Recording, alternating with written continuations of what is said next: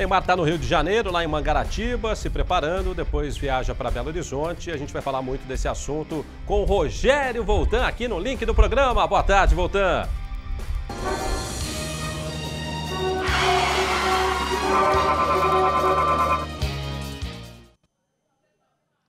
Muito boa tarde, Anderson Chene. Vamos falar, sobre lesões de atletas não profissionais, de atletas profissionais. Antes da gente falar sobre lesão muscular, lesão de atletas não profissionais, eu vou aproveitar o fisioterapeuta João Barbosa, que está aqui do meu lado.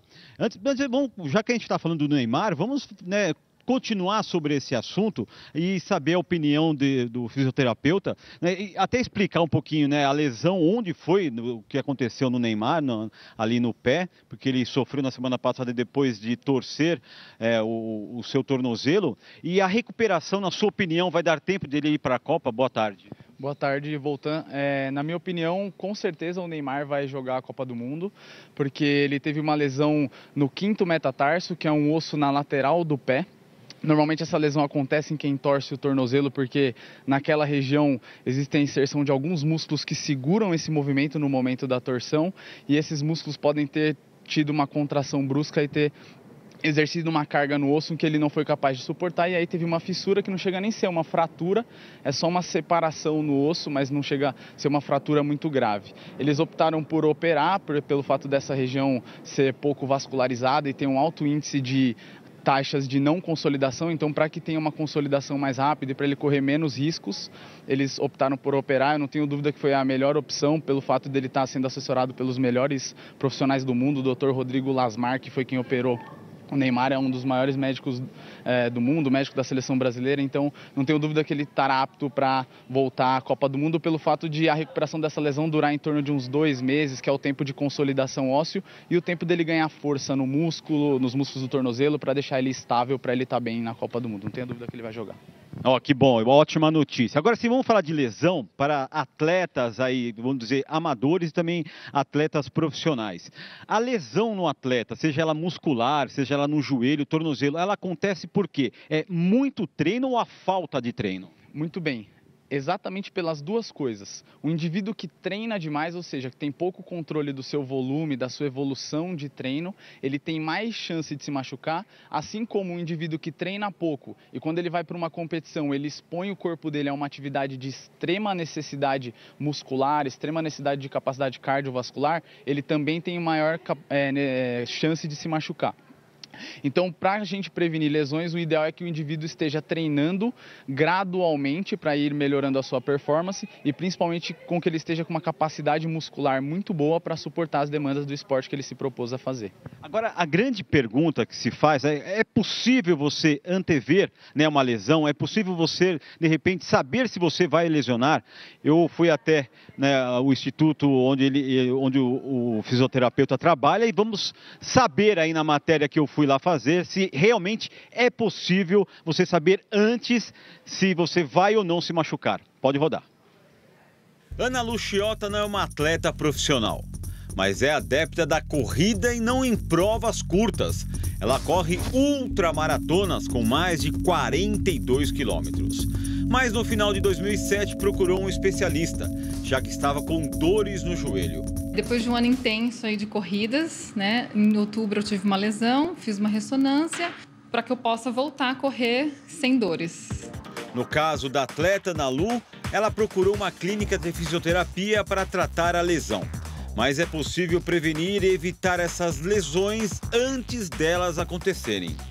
Quanto maior a capacidade muscular desse atleta, ou seja, quanto maior a capacidade de absorção de carga que esse atleta tiver, em exames como, por exemplo, a plataforma de força, a gente consegue avaliar se ele está transferindo muita carga para as articulações ou pouca carga. Quanto mais carga ele transferir para as articulações, provavelmente significa que ele não está conseguindo absorver essa carga muito bem com os músculos, com o que a gente chama de absorção ativa.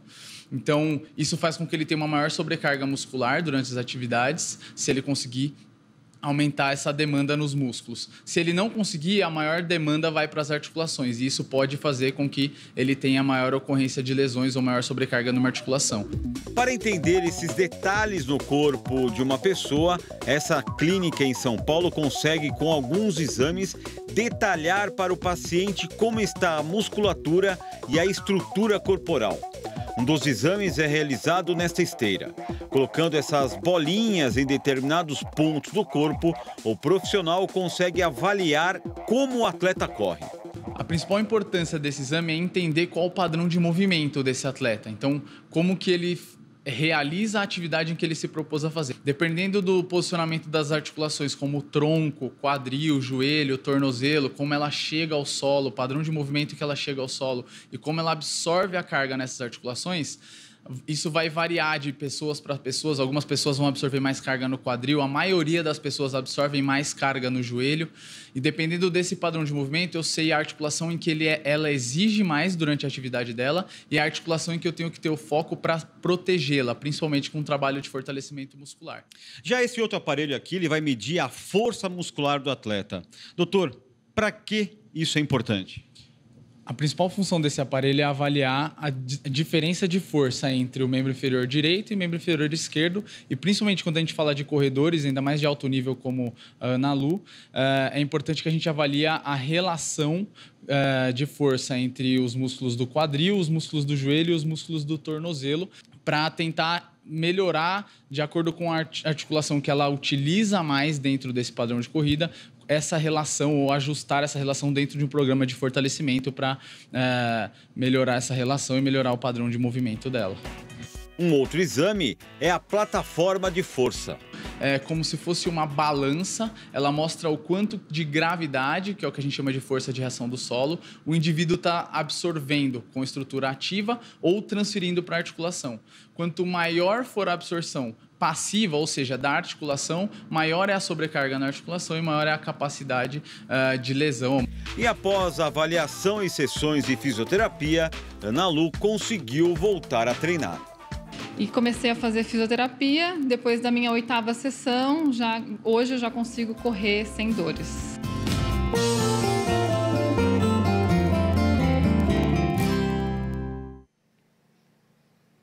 Muito bem, então é possível sim você saber se você vai sofrer uma lesão ou não, pelo menos você pode se antever e fazer, né, os devidos exercícios para fortalecer a sua musculatura. Agora, fazer esse tipo de exame que a gente viu na matéria, é importante você fazer em quanto tempo depois que você começou a treinar? O ideal é fazer esses exames antes de começar algum esporte. Então a gente costuma sempre dizer que as pessoas têm que se preparar para realizar um esporte, uma determinada atividade que elas se propõem a fazer e não iniciarem essa atividade para quererem ficar mais fortes ou mais magros. Então as pessoas têm que se preparar para realizar uma atividade esportiva e não realizar essa atividade esportiva para buscar algum objetivo delas com o corpo ou com estética, ou o que seja.